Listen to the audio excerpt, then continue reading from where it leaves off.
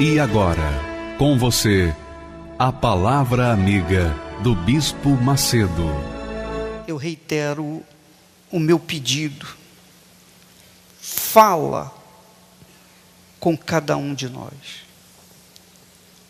Diga-nos o que o Senhor quer de nós. E dá-nos coragem para executarmos a tua vontade. Porque não basta a gente saber a tua vontade, mas a gente precisa também de coragem para colocá-la em prática. Porque nós queremos fazer a tua vontade, meu Pai. Nós queremos fazer a tua vontade, como ela é feita aí no céu. Porque nós somos e seremos servos para ti, servos de ti e para todo sempre, por toda a eternidade. Mas o servo começa aqui na terra. O servo, o verdadeiro servo, tem início aqui na terra. A sua formação é feita aqui na terra. Então, eu peço que o Senhor venha conscientizar cada um de nós, qual seja a tua boa e agradável vontade, para a glória do nosso Senhor Jesus. Amém. E graças a Deus. Podem sentar em nome do Senhor Jesus. Eu estava meditando sobre a fé e o amor. Porque nós trabalhamos e dependemos da fé e trabalhamos com amor. E o que as pessoas precisam saber, até que ponto vai o seu amor, a sua fé no Senhor Jesus. Porque não são poucas as pessoas cristãs, evangélicas, que têm sido fracassadas na vida. Fracassadas na vida profissional. E eu não me refiro fracassos diante das tribulações, dos problemas, como, por exemplo, você é humilhado por causa da sua fé, você é injustiçado por causa da sua fé, você é perseguido por causa da sua fé, enfim, você sofre por causa da sua fé. Isso faz parte da nossa fé. Nós não temos condições de fugir disso. Nós não temos condições de sair ilesos dessa situação. A cruz que Jesus fala, as tribulações, as aflições que sobre nós pesa, são justamente os problemas que envolvem a nossa fé. Porque quando você abraça a fé no Senhor Jesus, a primeira pessoa, ou as primeiras pessoas que começam a persegui-lo, são os seus entes queridos, os seus familiares. Jesus disse que os nossos inimigos seriam, os primeiros inimigos seriam o quê? Os da nossa própria casa. Então, isso é tribulação. Você ser zoado, gozado no trabalho por causa da sua fé, isso é tribulação. E Jesus não vai tirar isso de você, nem de mim. Você ser zoado porque você vive uma vida reta, você é uma pessoa que vive uma vida correta, diferenciada dos seus amigos, isso faz parte da sua fé. Jesus não vai te livrar disso. No mundo tereis aflições. Esse é o tipo de aflição. Mas quando nós falamos em revolta, nós estamos nos referindo à revolta quanto às misérias, à pobreza, à vida apertada, às doenças, aos problemas familiares, aos vícios, às atitudes ou às ações que o diabo impõe aos seus filhos. Depressão, insônia, medo, nervosismo, isso e mais aquilo. Isso não é tribulação, isso aí é problema mesmo, é satânico mesmo, não tem nada a ver com tribulação que nós temos que passar, que nós temos que vivenciar.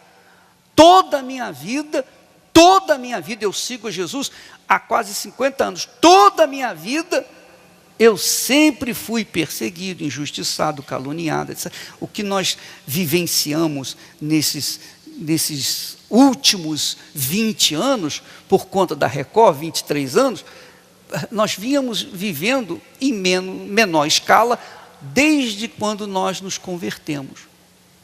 Porque são as aflições do dia a dia.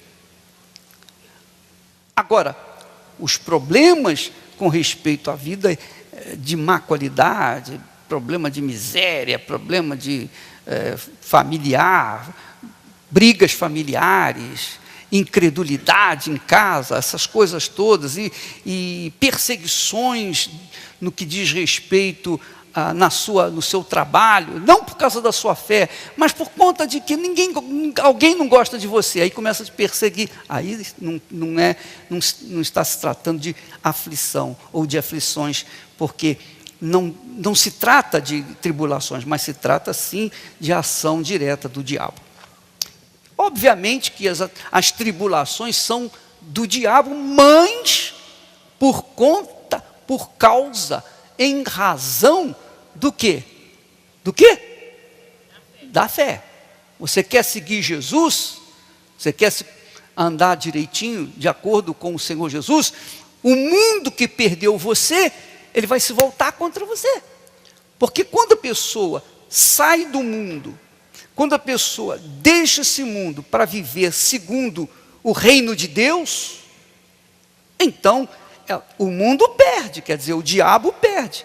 E por causa disso, o diabo vai perseguir através de outras pessoas. O diabo vai tentar de todas as formas possíveis para que aquela criatura desanime da fé e volte para o reino do mundo, o reino do inferno.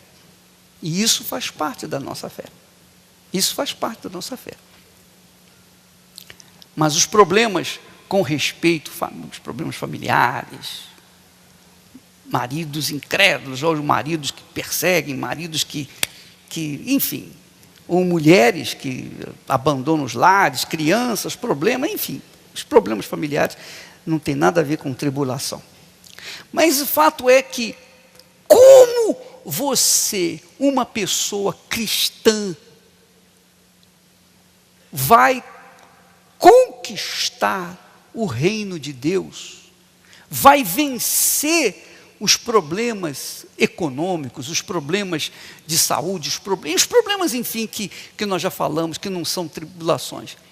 Como que você vai vencer? Como? Como é que você vai avaliar a sua fé em Deus? Como que você pode medir a sua fé em Deus? Você diz, eu tenho toda a fé desse mundo, eu creio em Jesus. Mas como que você vai saber que você realmente crê ou que você não crê? Como você mede essa crença em Jesus? Como você pode medir o seu amor por Jesus? Como que você pode medir esse amor por Jesus? Domingo à noite nós vamos falar sobre esse assunto. Vamos falar sobre a fé e o amor.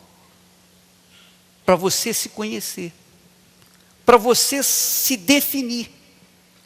Porque de repente você está se enganando, se iludindo e achando que realmente você está no caminho certo.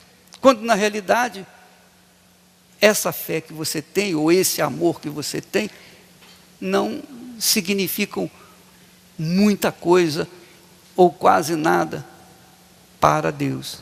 No domingo à noite nós estaremos falando sobre esse assunto. Mas o que eu queria hoje falar com vocês é a respeito daquilo que nós temos falado sobre a revolta. Abra, por favor, a sua Bíblia no livro de Juízes. Livro de Juízes.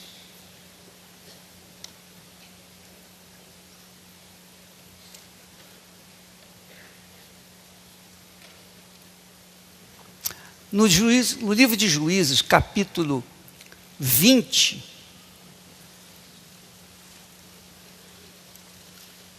só para você se situar, no capítulo 20,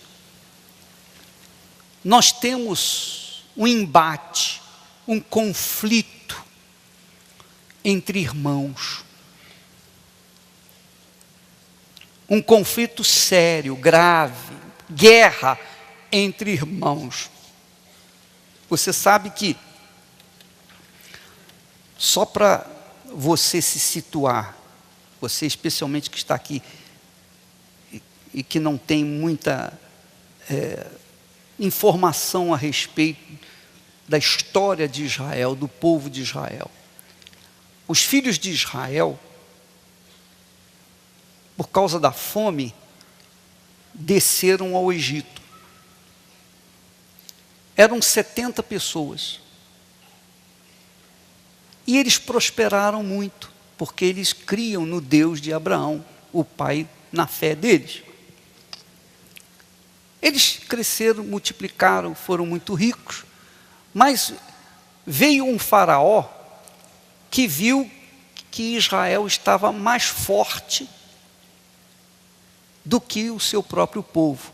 E então impôs ao povo de Israel, aos filhos de Israel, a escravidão.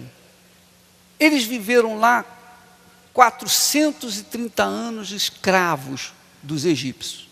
Então, todas aquelas, hoje, que se você for no Egito e ver as pirâmides, aquelas coisas todas, aquelas coisas ricas, né, que mostram o passado, aquilo foi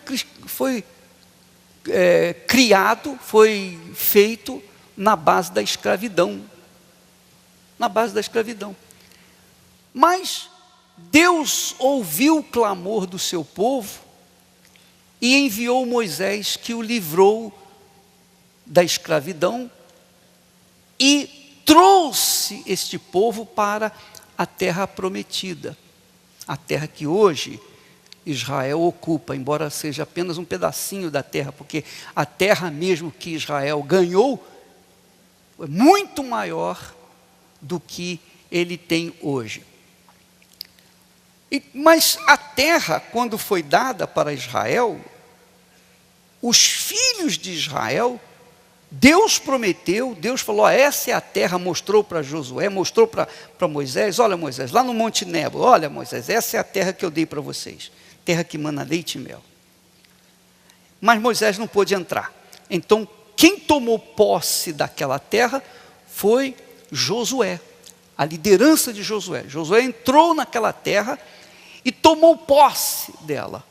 Venceu os seus inimigos, venceu aqueles que moravam lá, que construíram aquela terra. Só para você ter uma ideia, na época que Josué visitou, ou melhor, foi como espia em Israel, ele foi como espia. Eles viram, os espias de Israel, viram 2 homens carregando um cacho de uva. Você pode imaginar o poder daquela terra. 2 homens para carregarem um cacho de uva. Você acredita nisso? Pois é, isso está escrito, isso é história. Então, quando eles entraram lá, Josué tomou posse, teve que lutar, teve que matar os seus inimigos, teve que expulsá-los de lá, os cananeus, os ferezeus, os jebuseus e outros zeus que existiam. E então eles fixaram residência lá. Quer dizer, Deus lhes havia prometido aquela terra, lhes garantido aquela terra, mas quando eles chegaram na terra, eles tiveram que, o quê? O quê? Lutar. Lutar. Que quer dizer que as promessas de Deus, todas as promessas maravilhosas que nós encontramos na Bíblia, têm um custo. Você tem que lutar. Você tem que lutar. Não é de graça. Diferente das religiões. As religiões, ensinam o contrário, que você tem que ser bonzinho, você tem que merecer para Deus então abençoar a sua vida. Não, você não tem que merecer nada, você tem que lutar pela fé, você tem que usar a sua fé para tomar posse daquilo que Deus prometeu, você tem que tomar posse. Para tomar posse você tem que lutar, para tomar posse você tem que sacrificar, para tomar posse você tem que suar, para você tomar posse de uma promessa de Deus, você tem que fazer das tripas coração, digamos assim, em outras palavras. Porque se você lê a Bíblia, jejua, ora, mas não toma atitude, você vai ficar como está, não vai sair do lugar. Mesmo crendo em Deus, mesmo cheio do Espírito Santo, você não vai sair do lugar pelo simples fato de ser boazinha, de não viver no pecado, de ser uma pessoa religiosa, de ser uma pessoa pacífica, nada disso. O que vale a moeda de troca com Deus é a fé que leva a atitudes. Essa é a moeda de troca. Eu desafio qualquer religioso ou qualquer pessoa, qualquer cidadão deste mundo a provar o contrário. Eu desafio, a exemplo do povo de Israel. Muito bem, Israel tomou posse daquela terra, dividiu a terra para os seus filhos e em dado momento aconteceu aquela tragédia. Quando um levita, viajando para a sua casa, o levita era um dos filhos de Israel, a tribo de Levi. O levita era um religioso. E o levita estava voltando de Jerusalém para a sua terra. E ele passou numa cidade chamada Gibeá. E nessa cidade, esse homem estava com a sua mulher, o seu servo e os seus animais. Ele não encontrando lugar, abrigo para ele sentou na praça e ficou esperando. Era tarde da noite. Vindo um homem do campo, perguntou para ele: o que você está fazendo aqui? Para onde você vai? Aí ele explicou: eu sou Benjamim, ou eu sou, como se diz, levita, eu viajo para tal lugar, eu vim de tal lugar e tal. Aquela conversa. Ah, não, vamos para minha casa que eu vou dar abrigo para você. Aí foi para a casa dele. Então, quando eles estavam lá comendo, alegres, os homens daquela cidade cercaram a casa dele e disseram: manda esse homem que está aí, que você recebeu na sua casa, porque nós queremos abusar dele. Olha só, abusar dele. E o dono da casa disse: não posso fazer isso, ele está sob a minha proteção, a proteção do meu teto. Olha, eu tenho a minha filha, que é virgem, e tenho também a mulher dele, que é uma concubina. Você fica com as duas, mas não toque nesse homem. Duas mulheres por um homem. Você vê como é que a sociedade já era injusta naquela altura, né? Já era cruel, né? Não, dou a minha filha virgem para vocês e a mulher dele, duas mulheres, mas deixa esse homem aqui porque, quer dizer, o homem era considerado uma preciosidade e a mulher era qualquer coisa. Mas aí, o homem pegou a mulher dele e colocou-a para fora de casa e fechou a porta. Aí os homens pegaram a mulher dele, estupraram, tal, a noite inteira. Quando foi de manhã, ela estava morta à porta da casa daquele senhor. Então, aquele homem, levita, veja só, revolta calculada. Pegou a mulher, colocou em cima da mula e quieto viajou até a sua casa. Chegou à casa, ele pegou uma faca, cortou os pedaços da mulher, cortou a mulher em 12 pedaços, melhor dizendo, e mandou um pedaço para cada tribo de Israel, dos filhos de Israel. Ora, os filhos de Israel, todas as tribos se reuniram, os anciãos, os líderes, e perguntaram: o que é isso? O que aconteceu com você? Como é que você faz uma coisa dessa? Nunca se viu uma coisa dessa em Israel. Você mandar pedaço da sua mulher para a gente?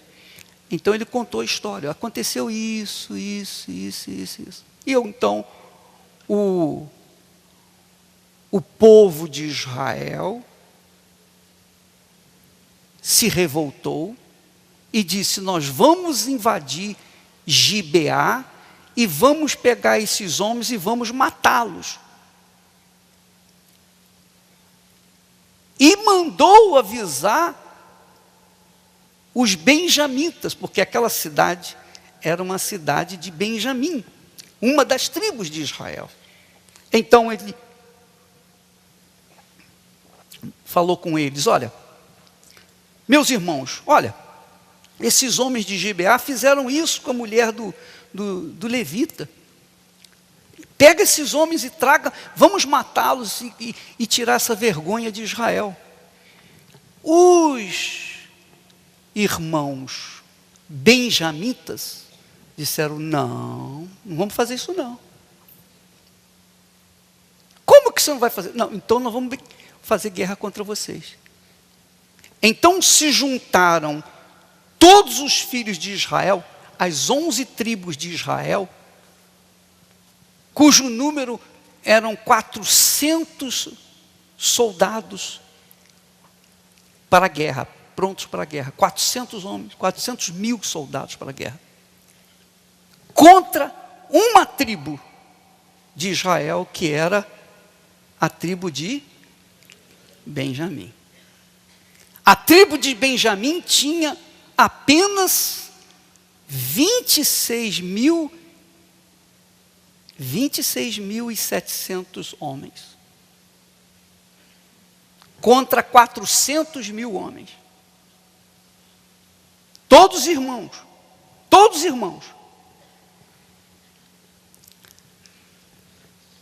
E saíram para a peleja. Então Israel, preste atenção, os filhos de Israel, 400 mil homens, foram até onde estavam os sacerdotes de Deus e disseram para ele: consulta a Deus aí e pergunta a ele se nós devemos enfrentar os nossos irmãos, os benjamitas. E Deus disse: vai. Olha só, vai, ou vão. E eles foram. Foram à luta contra Benjamim. Nessa primeira batalha, 400 mil homens contra 26.700. Essa tribuzinha teve a vitória e matou 22 mil homens de Israel, que tinha maior número de soldados. Presta atenção, hein? Quando eles voltaram daquela primeira batalha, eles voltaram humilhados e choraram diante do Senhor até a tarde. Choraram.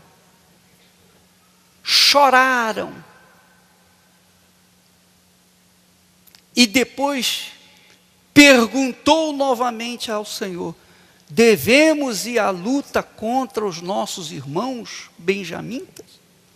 E o Senhor disse: vão.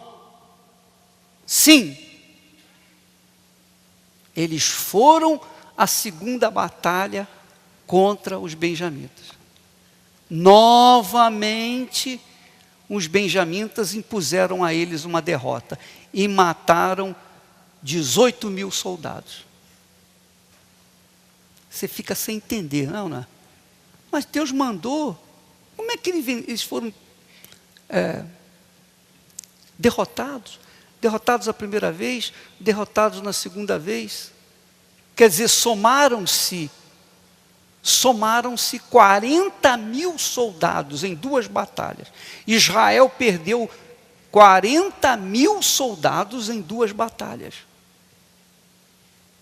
Isso significa 10% do número de soldados de Israel. Israel tinha 400, perdeu 40 mil nas 2 batalhas. Desta feita, Israel voltou para casa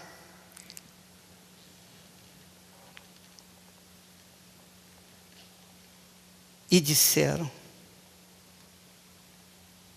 diz o texto aí, você pode ler comigo?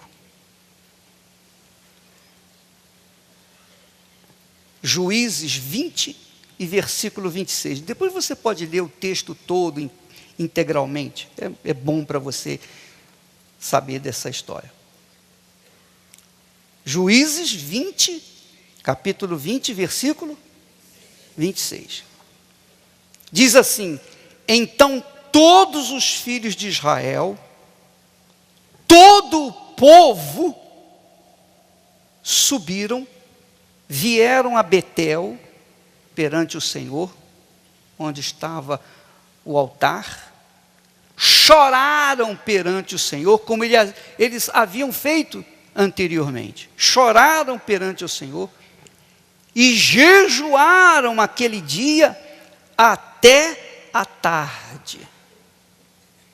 E perante o Senhor ofereceram holocaustos e ofertas pacíficas. Está entendendo o que eu estou falando? Vamos parar por aqui, eu quero fazer essa reflexão com vocês. Eu quero que você medite nisso. Na primeira batalha, quando eles perderam, Israel foi diante de Deus e chorou. Chorou!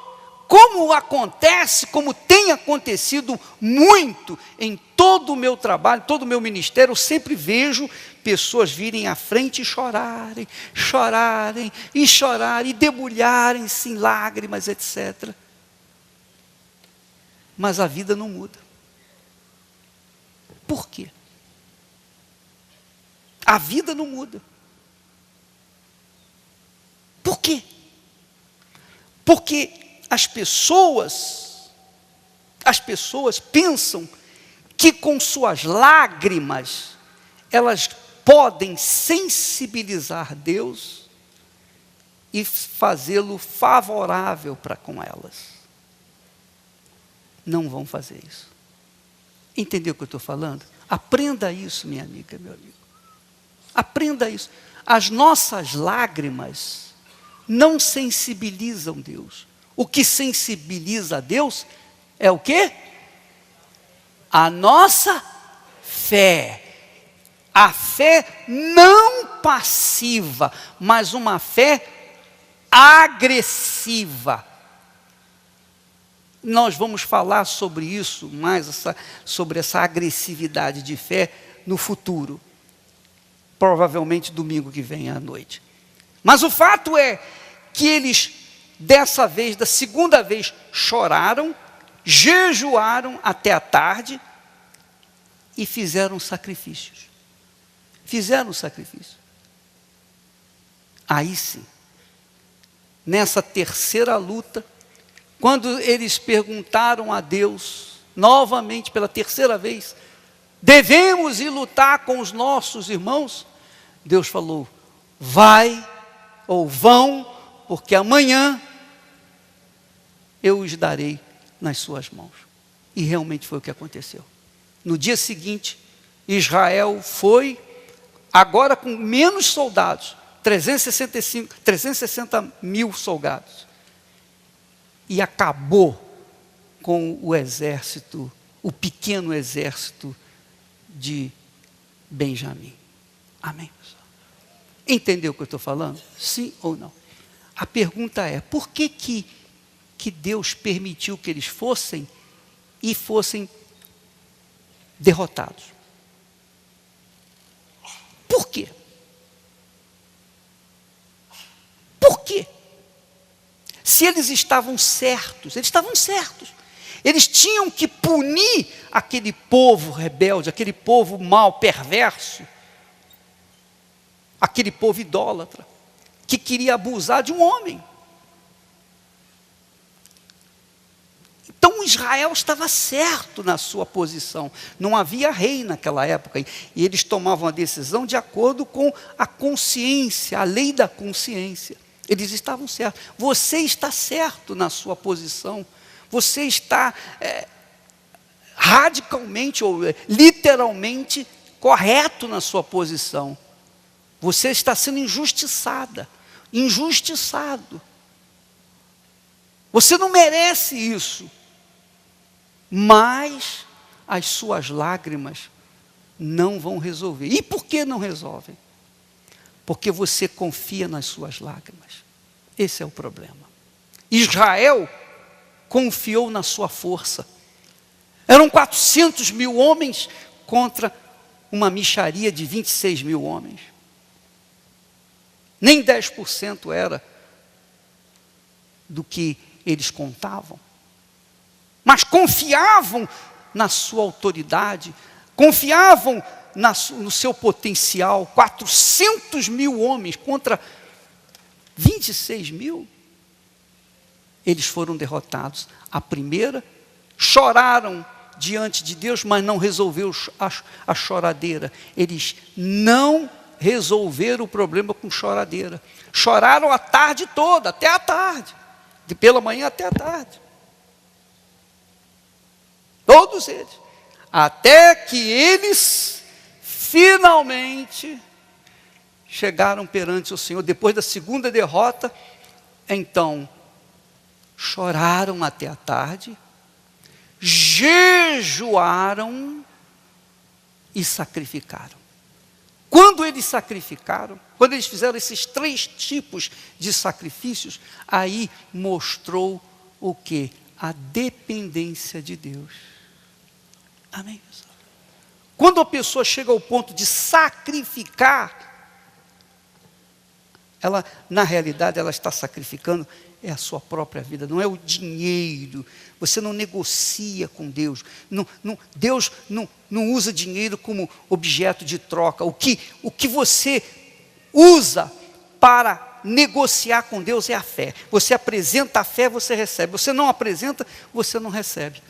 A prova disso é o seguinte: você pode estar na Igreja Universal há 50 anos. Não, tem 36 anos. 36 anos. Você é fiel, você vem aqui e tal, mas você não apresenta aquela fé agressiva.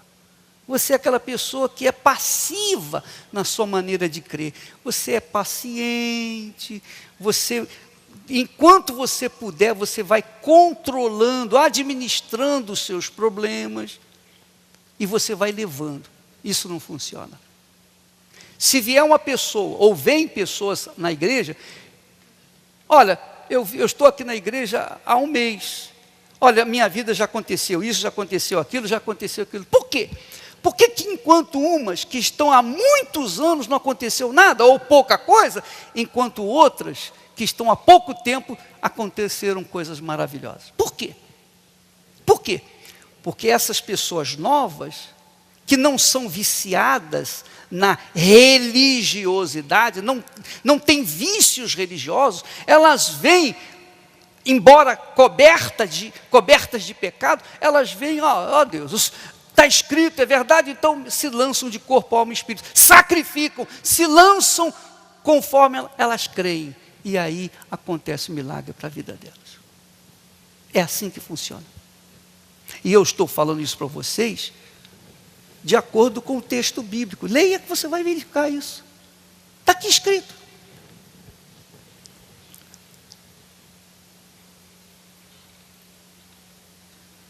naquele dia, Deus deu a vitória aos filhos de Israel. E dizimaram aquela tribo. Só restaram 600 homens que fugiram e ficaram escondidos durante 40 dias. Ou 4 meses, aliás. O que você acha que você tem que fazer? O que nós devemos fazer diante dos problemas que nós temos sido envolvidos?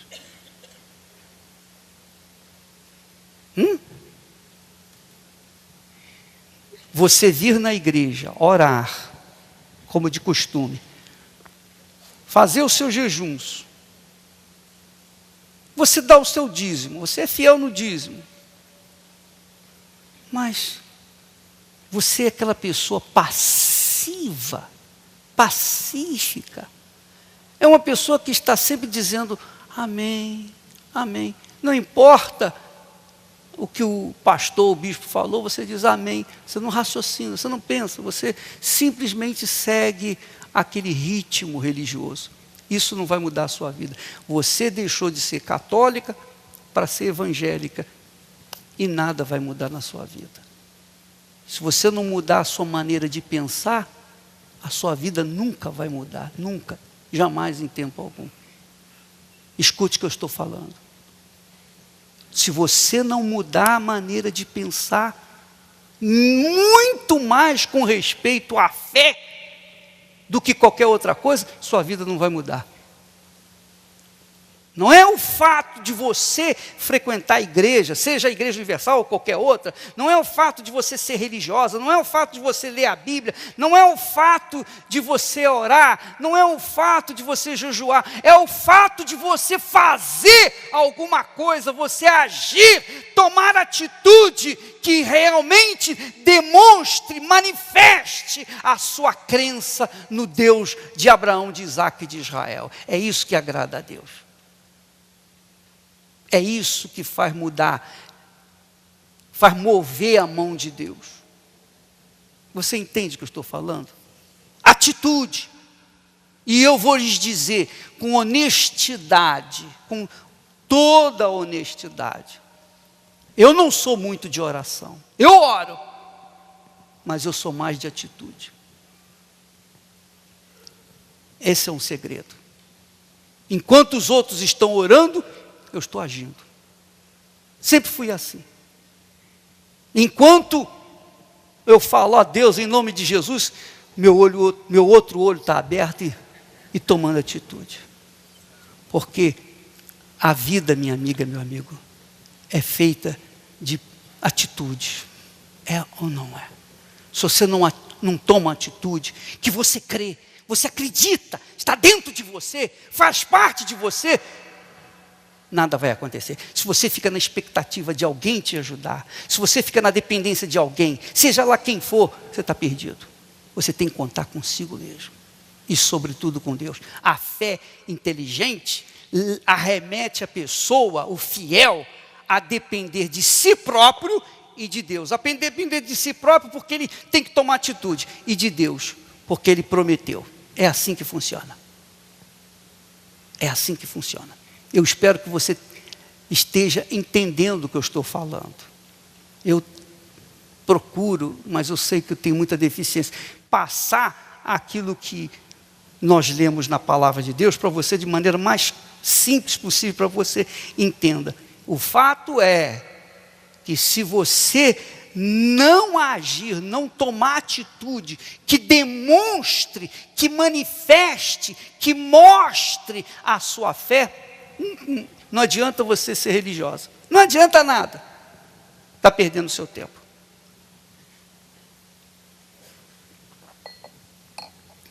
Amém? Entendeu o que eu estou falando? Você quer? E eu não estou falando, você pega o seu salário, o seu dinheiro, coloca no altar. Não é isso que eu estou falando. Eu estou falando que você tem que tomar uma atitude de fé. Você tem que mostrar para Deus que você crê nele. Mas o bispo, eu preciso mostrar para Deus. Ele sabe a minha fé, Ele conhece a minha fé. Ele conhece a sua fé. Mas quando você manifesta a sua fé nele, o diabo vê essa fé manifestada. E ele sai da sua vida. Amém? O segredo é esse. Porque quando nós manifestamos uma revolta pela fé, o diabo vê essa fé e vai embora. Foge.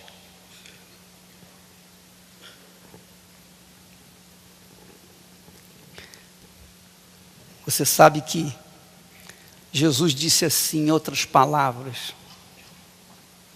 que ninguém entra na casa do valente para arrancar-lhe os bens, sem antes amarrar o valente que lá está. Jesus falou, você já leu isso? Já leram isso? Hein? Pois bem, está escrito lá. Jesus falou, olha, ninguém entra numa casa para roubar os bens, sem antes amarrar o valente que está lá. Em outras palavras, o diabo é o valente que está na casa.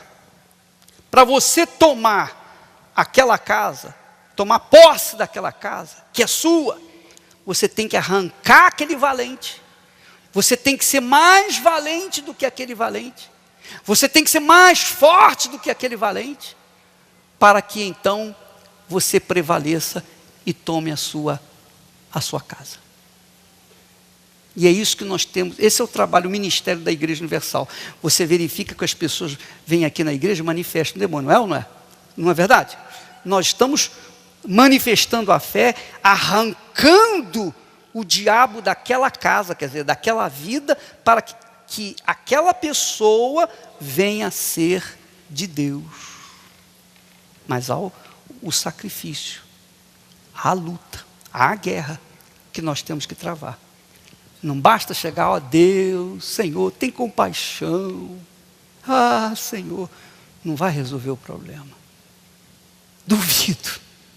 Amém, pessoal? Você quer mudar de vida? Você quer uma vida nova? Então, minha amiga, o que você quer de Deus? Ó bispo, eu quero tudo. Porque você tem uma visão grande, eu quero tudo. Eu quero tudo que Deus prometeu. Ou você quer menos? Então, minha filha, minha amiga, meu amigo, você tem que dar tudo. É toda a sua vida. É 100%. É tudo por tudo. Ou você quer tudo de Deus por um pouquinho de você. Você quer o Espírito Santo, mas quer dar um pedacinho de você. Não dá. Não tem cabimento. Ó Espírito Santo, eu quero o Senhor, mas você dá só a perna. Só um braço. Então o Espírito Santo vai usar só uma perna sua, só um braço seu. Não tem cabimento. Então é tudo por tudo, minha amiga. É a sua vida por inteiro. Sua vida não vai para frente porque você tem sido mesquinho, egoísta. Você tem sido cabeçudo, cabeçuda. Você quer Jesus, mas não quer abrir mão deste mundão. Você quer Jesus, mas você não quer abrir mão da sua liberdade. E aí, fica esse conflito. Você vem na igreja, recebe oração, sente bem, mas lá fora voltam os problemas, etc. E você fica nessa gangorra. Até quando você vai viver assim? Até quando? Eu quero orar para as pessoas que dizem, bispo, eu estou pronto para tudo ou nada. Ou vai ou racha, ou tudo ou nada. Se você quiser vir aqui na frente, vou orar para você nesse aspecto.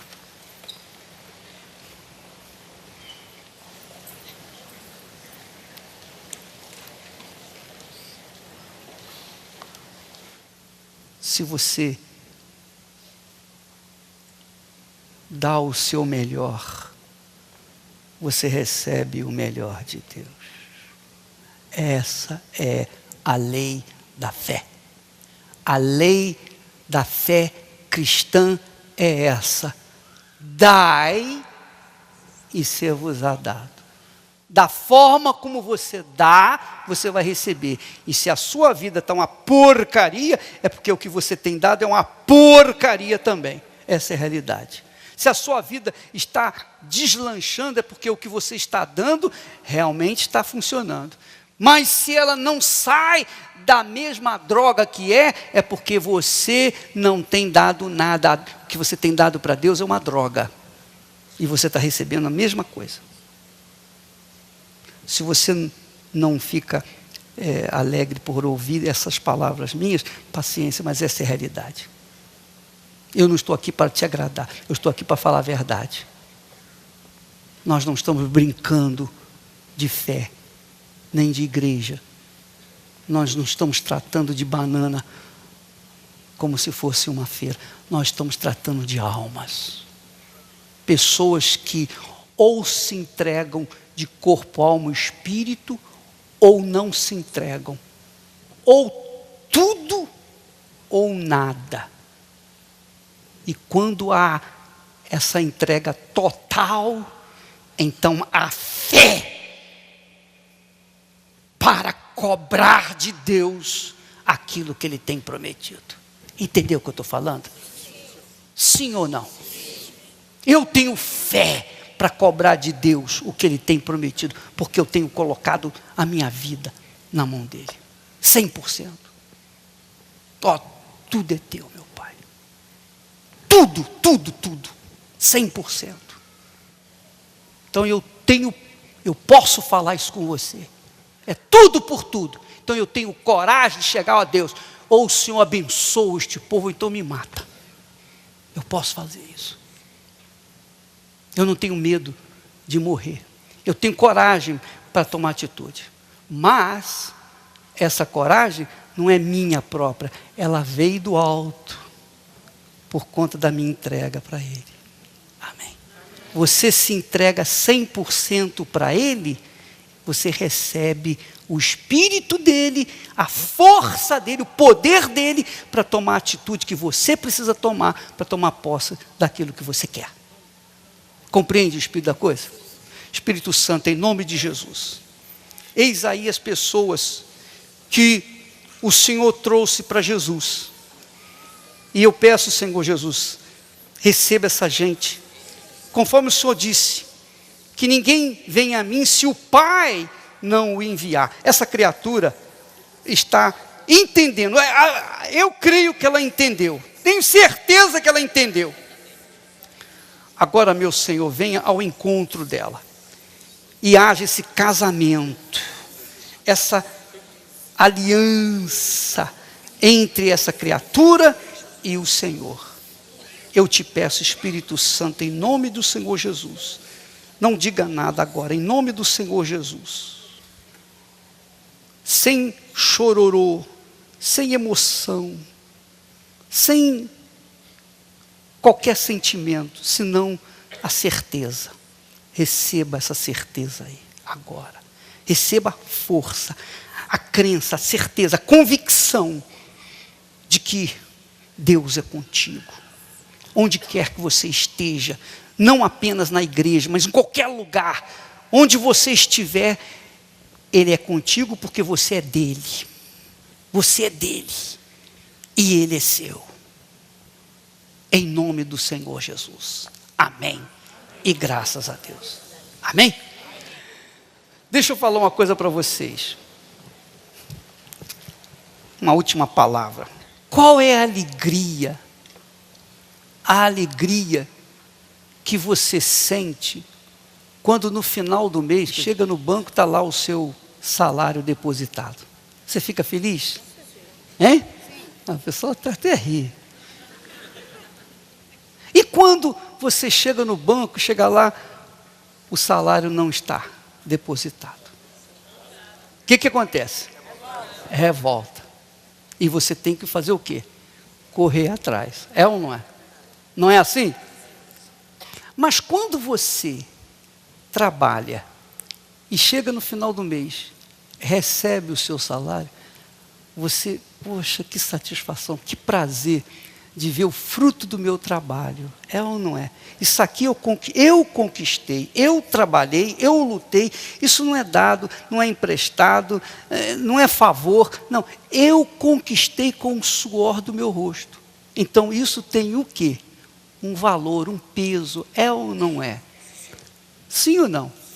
Em Israel, antigamente, e até hoje, e tornou-se uma tradição, a festa das primícias, a festa dos primeiros frutos da terra.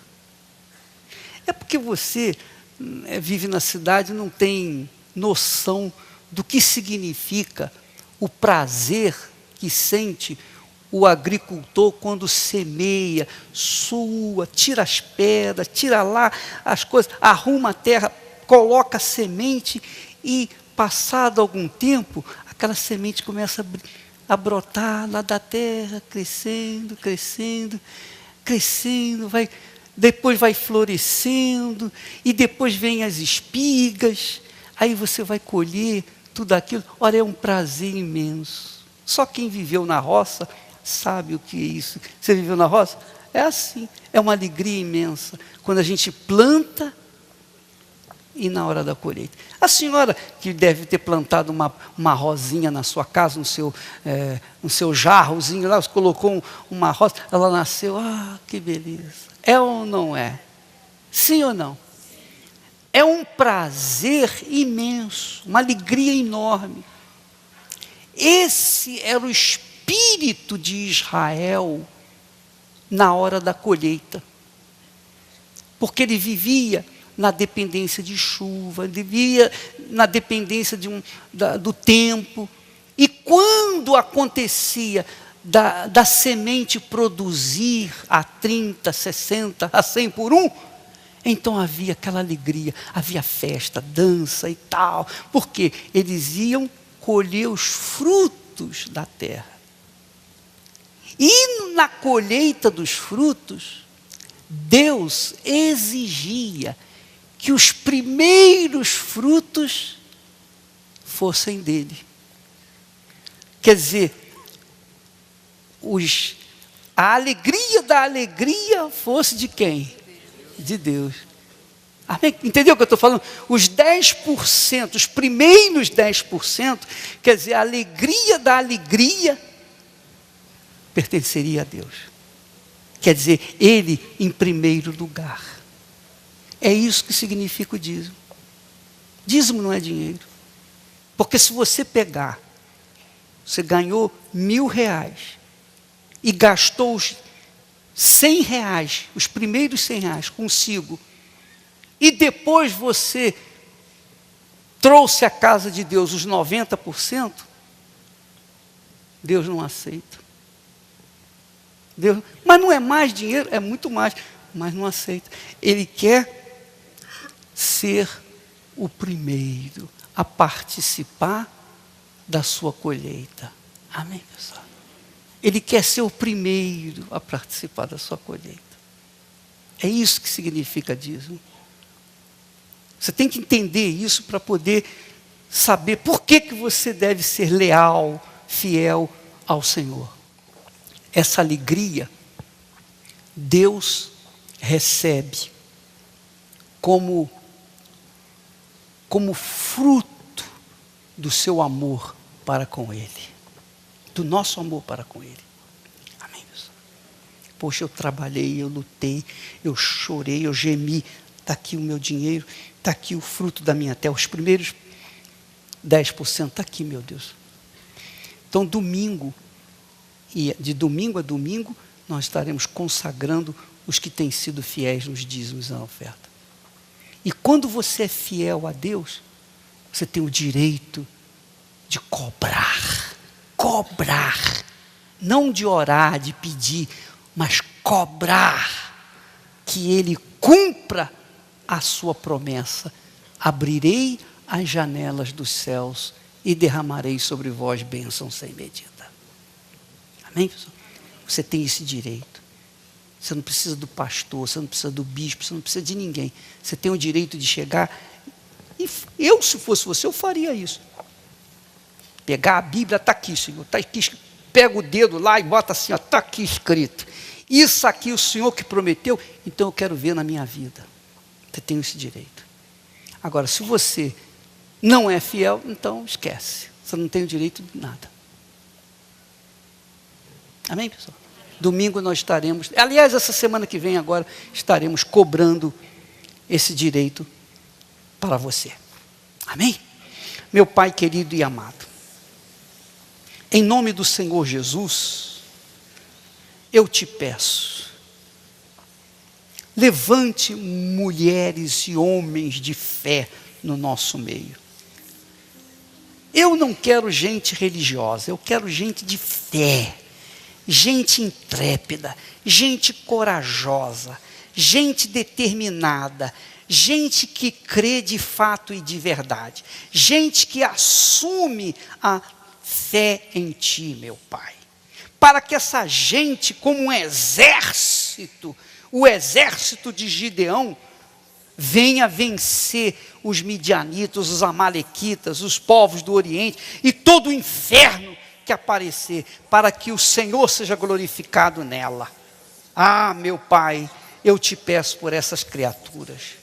Venha, meu Senhor, operacionalizar esse grande milagre na vida dessa criatura a partir de agora, a partir deste momento. Haja transformação, mude essa mente, mude, meu Deus, esse coração, transforme essa criatura, meu Pai, porque nós não estamos crendo num Deus de pau, de pedra, de metal, nós não estamos invocando um Deus de pau, de pedra, de metal, nós estamos invocando o mesmo Deus de Abraão, de Isaque e de Israel. E a verdade é, meu Pai, está escrito, e ainda que não estivesse escrito, tivesse sido escrito, ainda assim, a minha inteligência resistiria crer que o Senhor foi um grande Deus e que hoje o Senhor está cansado. Essa é a realidade. Eu não aceitaria isso. Eu não aceitaria, porque o Senhor é o próprio Criador, é autoexistente. O Senhor não teve mãe nem pai, o Senhor é o princípio de todas as coisas. E como tal, para o Senhor não existe tempo, não existe nem passado, nem presente, nem futuro. O Senhor simplesmente é. Eu sou o grande eu sou. Tu disseste isto para Moisés. Então, meu Pai, Tu és o Todo-Poderoso, então desça, ó Todo-Poderoso, sobre o Teu povo e faça a diferença, meu Pai, porque essa gente, creio eu, é sincera, essa gente acredita nas Tuas promessas, esta gente acredita no Teu poder, Tu e somente Tu és o Todo-Poderoso, onisciente e onipresente. Então, meu Pai, venha formar no meio do Teu povo, no meio dessa igreja, uma nação forte, meu Pai, resistente, uma nação, meu Deus, que faça a diferença. Meu Jesus querido e amado, faça dessa gente vencedora, para que o Teu nome seja glorificado. Envergonha Satanás através desse povo, meu Pai. Envergonhe Satanás. Envergonhe Satanás e os seus filhos com essa gente, meu Pai. É isso que eu te peço. Com essa gente, envergonha Satanás e seus filhos, para que todos saibam, para que este mundo saiba que só o Senhor é Deus. Em nome do Pai, do Filho e do Espírito Santo. Amém. E graças a Deus. Amém.